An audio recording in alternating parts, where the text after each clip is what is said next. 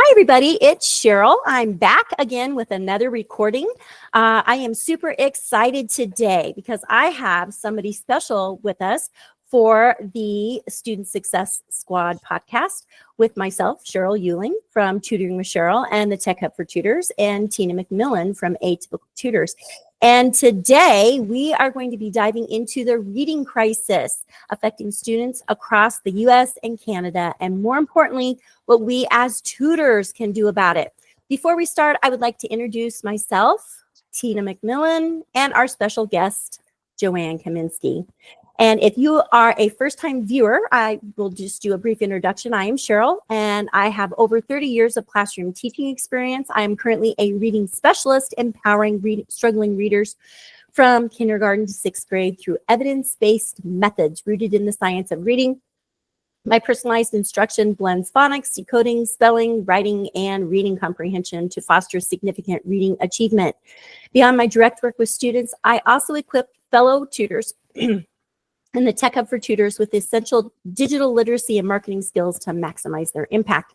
Tina, say hi for us so they could see you. Hi, everybody. Thanks for joining us today. Welcome back if you're returning, and welcome if you are not, if this is your first time. I'm Tina McMillan with A-Typical Tutors. I'm a tutor, works one-on-one and online with kiddos that have autism, ADHD, and dyslexia specifically, working with their academic needs and also the behavioral aspect of it too, which always comes into play. Well, for anybody, if you have a diagnosis or not, we all have attitudes, honestly, some days, good days and bad days. You're right. And I was going to mention that you have been doing this for 15 years. And you support students with dyslexia. If you didn't mention that, did you mention the dyslexia? Okay, it was quick. So I'm making sure that we get that in there. And then our guest today is Joanne Kaminski. Joanne, can you say hi to the crowd here? Hello. So glad to be here. It's always great to be able to talk about my favorite topic, which is reading. And we are so glad to have you. And I'm so excited that Tina reached out to you to be on our show today. Joanne Kaminski is a leader in the online tutoring space with more than 25 years of experience as a teacher and a reading specialist. She successfully made the switch to online tutoring and now helps other tutors do the same. As the founder of the Online Tutor Coach, she supports a community of over 30,000 tutors in growing their businesses and reaching more students. My goodness. And through her YouTube channel with over 1 million views. Oh my goodness. Her Facebook group, the Ultimate Support Group for Online Tutors, which I am a member of, and her podcast, the Online Tutor Business Podcast, Joanne shares practical strategies and honest insights that make building a successful tutoring business more doable and less overwhelming. Whether you're just starting out or ready to grow, Joanne offers the tools, coaching, and encouragement tutors need to move forward with clarity and confidence. And we're so glad to have you on the show today, Joanne. Thanks for taking time out of your schedule. Well, thanks for inviting me. Yeah. It's nice that you take the time to do this and show that even though you're helping tutors, you're still helping a lot of students and you're making a difference. So today we're going to dive deep into the reading crisis affecting students across the United States and Canada, and more importantly, what we as tutors can do about it. And we're going to explore what this crisis looks like and share concrete ways tutors are making a difference. So Joanne, let's do a reality check here. We hear reading crisis a lot. Drawing on your personal classroom experience, your background, your current tutoring, your past tutoring, what does this actually mean? And what are you currently seeing in your practices? Well, it's interesting that you say that, because when I taught in the school system, I was actually in the inner city. And for us, the reading crisis was the fact that only 25% of our kids were reading on grade level or above. As a nation here in the United States, 40% of our students are reading on grade level or above. That's a crisis. We are graduating kids from high school who still have reading problems, and to make sure that they are ready for, what we're preparing them for, they're not prepared. We have less kids who are able to go on to take their college courses, and they have to take remedial courses if they want to get to that point. This really is a real crisis. The fact that we have, we're at the top of, a lot of people think of America as being kind of like at the top of the world, right? But Really, I think there was like 40 states and 40 countries that are at a higher reading level than we are here in the United States. That's just incredible. Recently, Tina and I did some research, and we actually just talked about this on a prior podcast. And I pulled up the 2024 National Assessment of Educational Progress, NAEP, and they gave very close to the same statistics that you just said. Reading scores have declined nationally for both 4th and 8th graders. Scores are lower than both 2022 and pre-pandemic 2019 levels. And this is the one that got me. Approximately 31% of the 4th graders scored at or above proficiency, which means 70% are less than proficient. Okay, proficient readers, being able to read, comprehend, know the vocabulary, all the things that it takes to be a great reader. And then at 8th grade, it was about the same, 33%. So, and we're getting widening gaps between the higher performers and the lower performers. And I see that in my tutoring practice too. And I've only been out of the classroom for 3 years, and I saw it a lot in my classroom. The parents that maybe had time to sit at home and, read with their kids, or they made that a priority. I saw less of a struggle. But Tina, what are you seeing up in Canada? Kind of the same issues?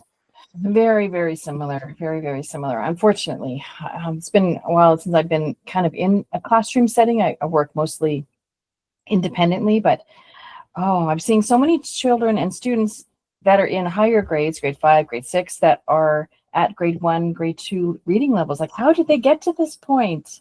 It's just shocking to me. And it's so scary that I only have, a certain number of students, but you multiply that by how many there are in the country. I'm like, there's got to be millions, that are struggling. And it's going to snowball. They start off with a few things they don't understand, and then they just keep going and they keep going. And then it just becomes overwhelming. And then they get to the point where even if they didn't have behaviors to begin with, they are going to have behaviors now because they're so frustrated. They don't understand what's going on.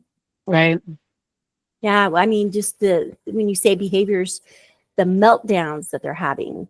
And, even in my tutoring practice, when they first start with me, they'll sometimes melt down. And, if they're melting down on a one-on-one situation, what's happening, in the classroom. So we are 3 tutors. We are here to talk about this.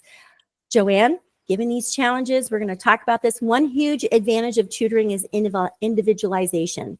How critical is that diagnostic piece in tailoring instruction? It's everything. I mean, I can't even start tutoring without that piece of it, because I need to know what is this specific child who's coming in front of me struggling with. And that's the very first thing in my reading interventionist course that I even address, is because if you don't know where the gaps are, you can't close them. And I do think that one of the problems is a lot of people, they have these different programs, right? And then they want to assess to where they're going to fit within that program, but that program may not be the best fit for that child. It may not be addressing the specific needs. So if we don't understand what those needs are, and we're just putting all kids into one program, you're going to end up with kids who are struggling in other areas of reading. And you could be using your time more wisely in your tutoring sessions if you knew exactly what you needed to focus on. Exactly. I know that I use several programs that I've bought, just over this course of time. And you're exactly right. It's not a one size fits all. And I think that's where we really struggle as educators in the classroom, because you're given this curriculum and you're told to teach it. And teachers don't have the wiggle room to say, we're not teaching this to these kids. They're going to get something else, because you're mandated, you're going to teach this. But as a tutor, you're a private employee. I would think most of us are. We can make those choices. And I am just like you. I mean, that diagnostic. So can you tell me a little bit about what that diagnostic might look like for you and the children that you work with? Yeah. So I always start off with, first, what types of words can you read? What types of mistakes are you making when you're reading them? And then I figure out from there, based off of grade level specific words, what type of passages can I put you inside of? And now what does your comprehension look like within those types of passages? And what does your reading sound like now that I have you in a passage? If I can get you that far. If I can't get them that far, then it looks like me going right back down to the basics. Do you know the names of your letters? Do you have those phonological awareness skills? Can you rhyme? Can you blend and segment without looking at the words? So I literally will just kind of keep breaking it down. Like, where is the breakdown for this specific student? Where, and knowing, like, because I was in the school system for so long and I was a reading specialist, or am a reading specialist, not that that ever goes away. I'm able to take a look and say, okay, this is where I need to start with this child, right on down here. And, let me see if this is going to work with them. And then I assess every 3 months to find out, am I on the right track with this specific student? And are we making the gains that I would expect them to be able to make? And are there any other things that could be hindering them that I'm seeing red flags for, such as dyslexia? Because I think this is the other big thing. We know how to diagnose dyslexia, yet here in the United States, we don't actually, most of the school systems do not diagnose for dyslexia. And then we make the parents have to pay $5,000 out of pocket in order to get that kind of diagnosis in place. And then the school system's upset because it feels like we went behind their back to get a diagnosis. It's like this whole, like, look, this is only about making sure that the kid is getting the right instruction for where they're at right now in the reading process. I agree completely with you. And my practices are very similar, but I actually do mine just a little bit differently. I take every child through an alphabet and I say, tell me the letters, tell me the names, even if they're a fifth or sixth grader. I have literally had kids come in. This is right away where I can find out if they have reversal issues with their B's and D's and P's and Q's. I'm like, this is going to seem really simple, but we're going to do some stuff that's really simple today. And then I ask them for the sounds that they know that are associated with those. Then I do very much like you, give them a reading. Well, I give them a list of words, and it's actually something that I paid for. So it's reliable. I don't have to say I made up the list. And I see how far they can go, and it tells me the approximate grade level they should be able to read. And then at the next lesson, I give them that actual text to read, and we go through the comprehension. And then I say, okay, moving forward, we're going to start right about here, because I think this is where you can handle the information. It might look a little bit easier than what's in the classroom. I don't sugarcoat it. I just say, this is where we're going to start. And this is, where we need to end up at. And there's a lot of buy-in there, because it's private tutoring. It's not group tutoring, at least, at that point. Yeah. And they feel confident that they can read it, and then we're going to move forward. And I think that's the big, I think there people who are doing small group instruction in school are trying to do that, which is great.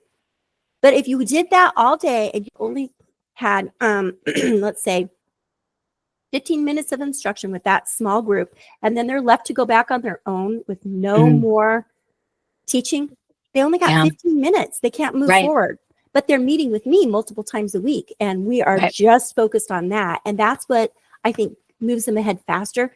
And then we're also working on grade level content too. So I don't skip that step, because I'm like, well, let's apply what we've learned to this. You might not know all the words, but I'm going to help you along the way.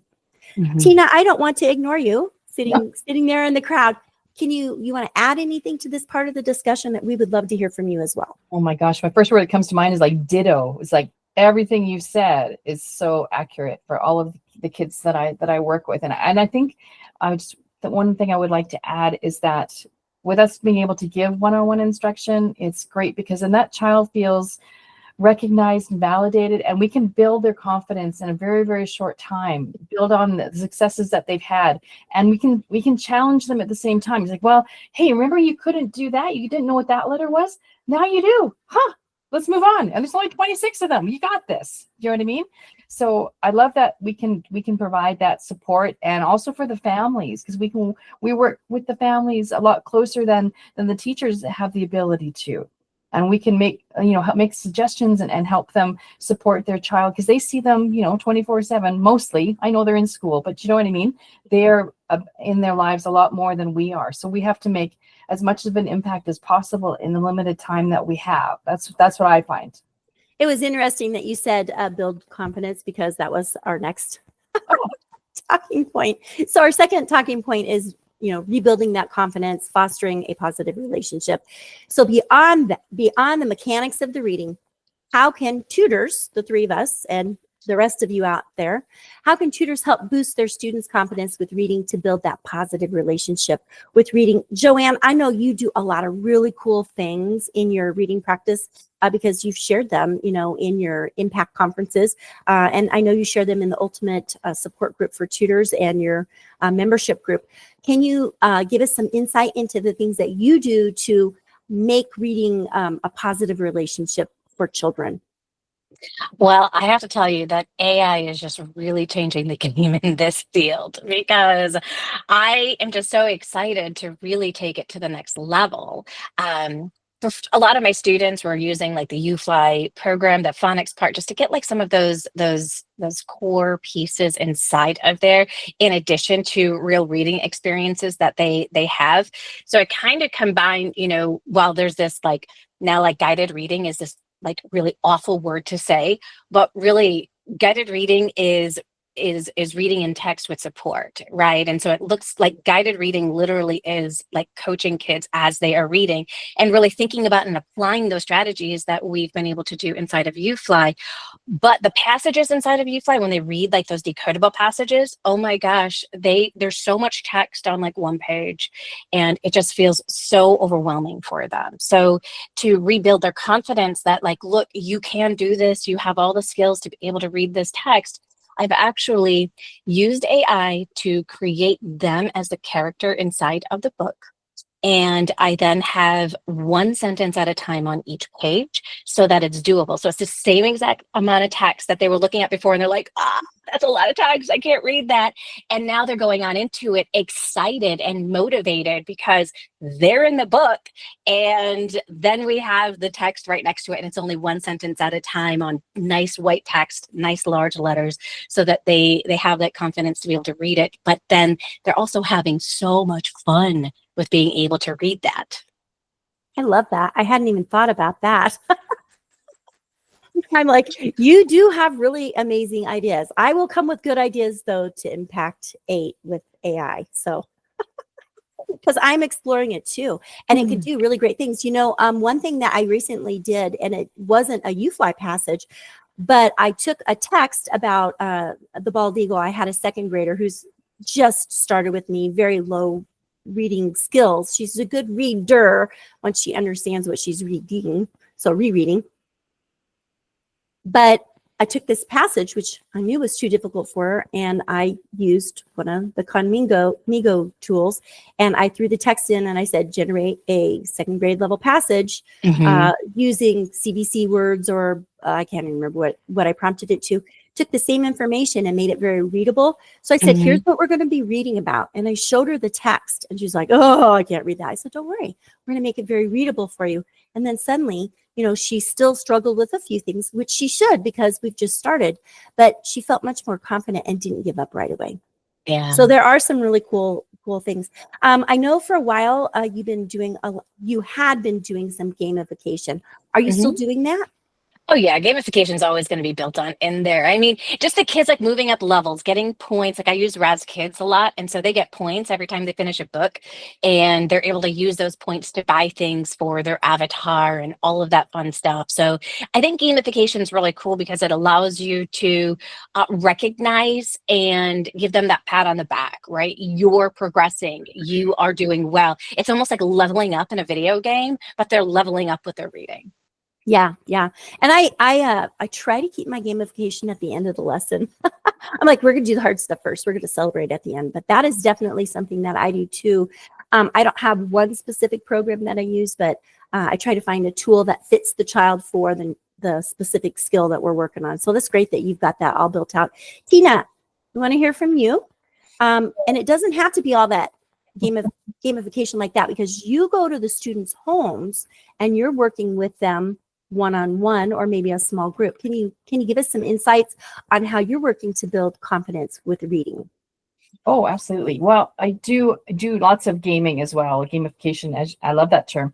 I also have different activities that we do to kind of break up. Like if we've done something that's been quite challenging and the child kind of needs a break, I have this software I found. It's called Image Reveal. Oh, my dogs are barking.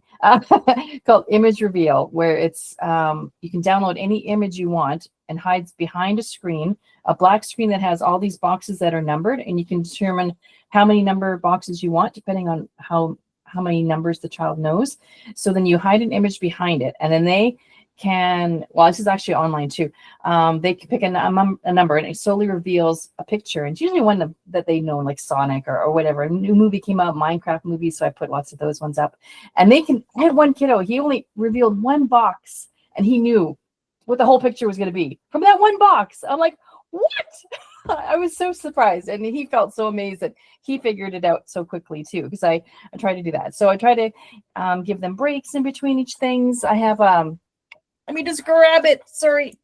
I have a plan that I use. So I don't know if you guys can see that. It's got our box in the middle. That's what we're going to do that day. And then I have break blocks on the bottom so they can take a break after each activity if they want.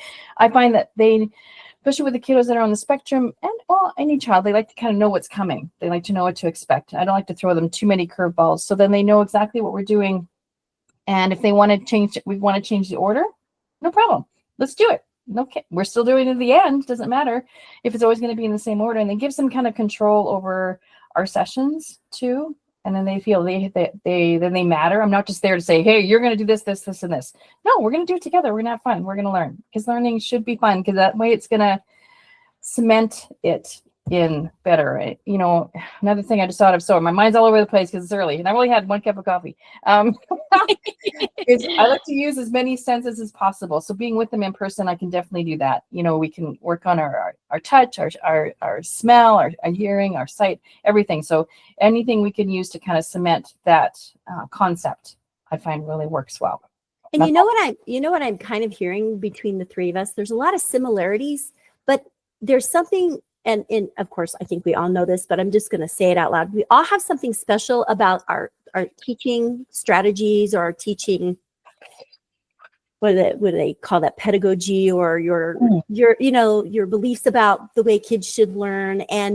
But there's something similar about all of it, you know, and about the importance of it, and that we're going to show up when we're there for the kids, and that relationship, not just about encouraging reading, but being there for our kids, I think is a high point too.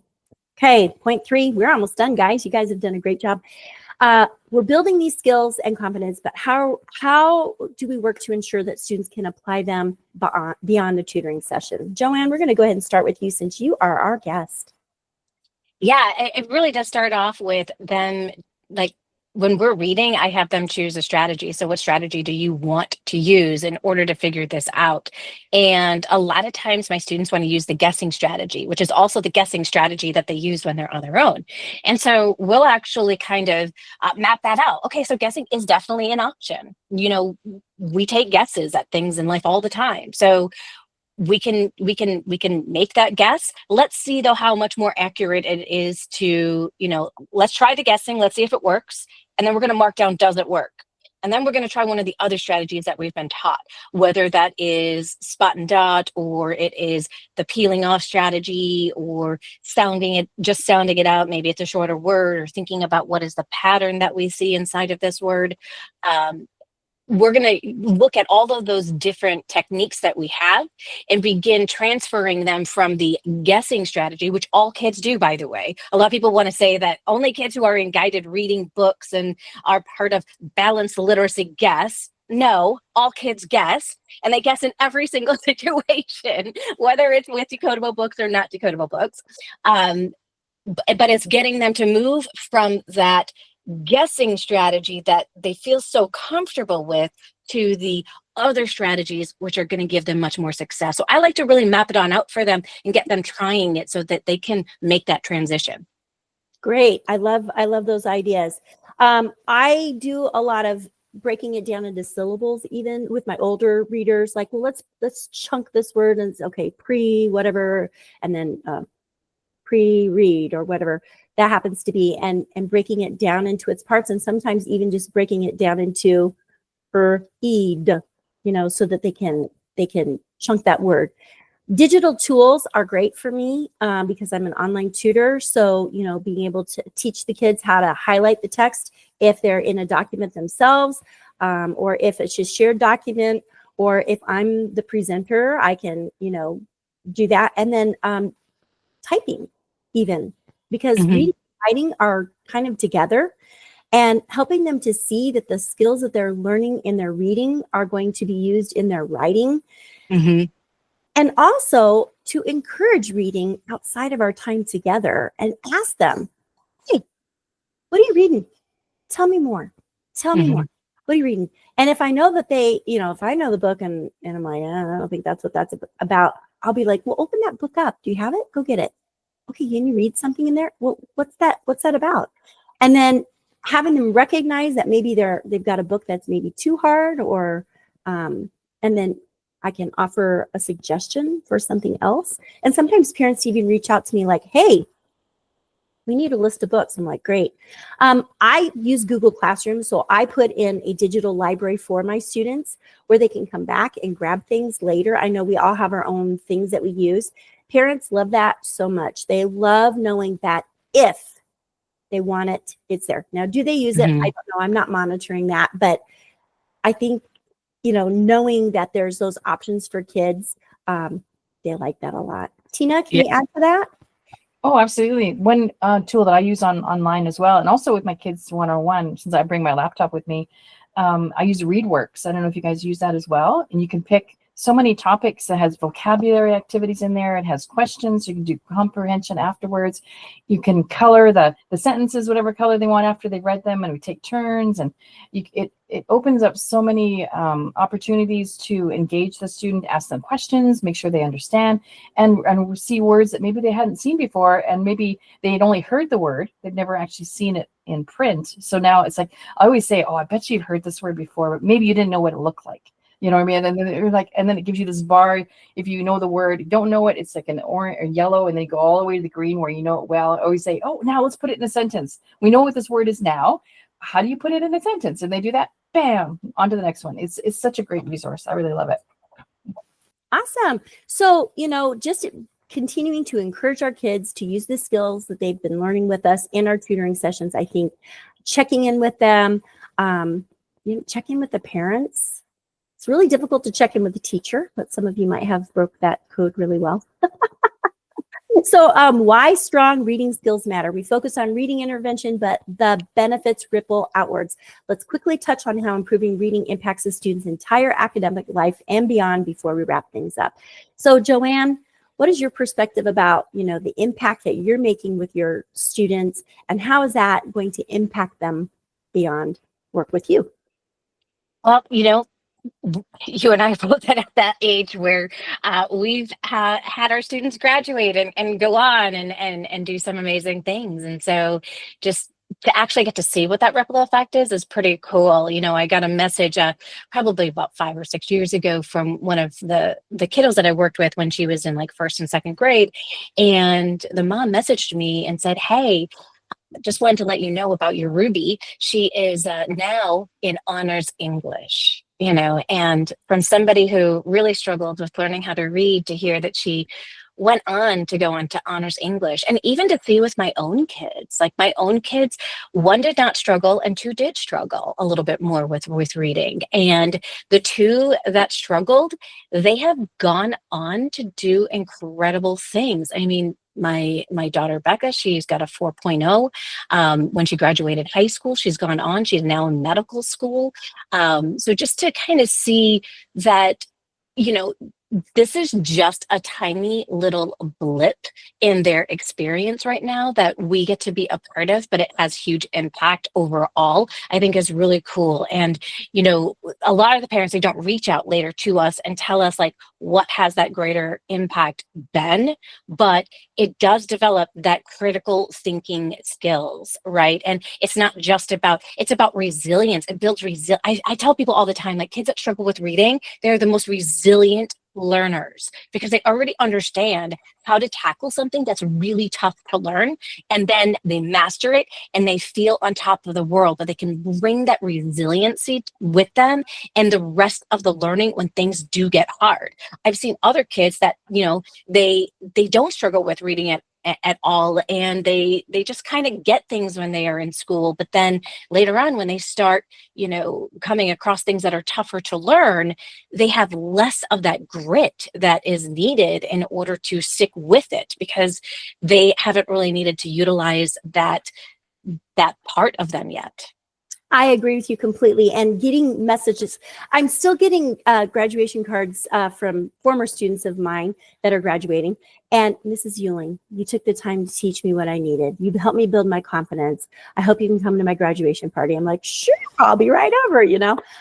Or parents calling me or seeing me in the grocery store. Oh my gosh, you know, you just wouldn't believe how, you know, my child is doing. They're in, you know, of course, I never expected them to be in high school. They're going to graduate because of you. And again, I liked what you said. It's a small little bit of time. And how many of us in our lives haven't needed a little help with something? I know there's a lot of things I need help with. And sometimes I need to go get help from somebody else. And, you know, there are tutors out there like the three of us that are very, very willing and able to help. Tina, go ahead and address this about impacting academic life and beyond. I was just going to say that we fulfill such a great need, not only for teaching our students how to read and give them life skills for the rest of their life, but also so many parents try to do what we do, and there's always that friction. Especially I find more with mothers and daughters. Like if the mother just makes any suggestion, the daughter just like, you know what I mean, just gets so tense. So we're kind of the go-between. We're kind of the middleman, kind of say, okay, this is what I found. So many times I find, even just after the first meeting with the child, I've discovered things about them that the parents didn't even know. I'm like, did you know they really like this? Because I do like a get to know you page kind of thing where I ask them questions and find out what they like. Because then it kind of gives me a direction as to where I want to go and what I want to incorporate to get them more motivated into what, you know, to get them what I want them to do. So it could just be topics we want to talk about, if it's conversation they need help with, and that. So I find that we provide just more than just tutoring. We are creating relationships. We're giving the child the ability to learn how to trust other people than their parents and their teachers they see every day. There's other people in the world that care about them. I'm going to start crying if I keep talking about this. Sorry. But you know what I mean? That's kind of where I'm going with this. We're super important for more than one reason. Yes. Yes. That is just absolutely great. Joanne, I really want to thank you for taking time out of your very busy schedule to meet with us today. It has been such a joy to have you on talking about this very important topic. I have all of your links over here, and I will include them in the description. But is there one in particular or a couple that you'd like to talk about where we can find you?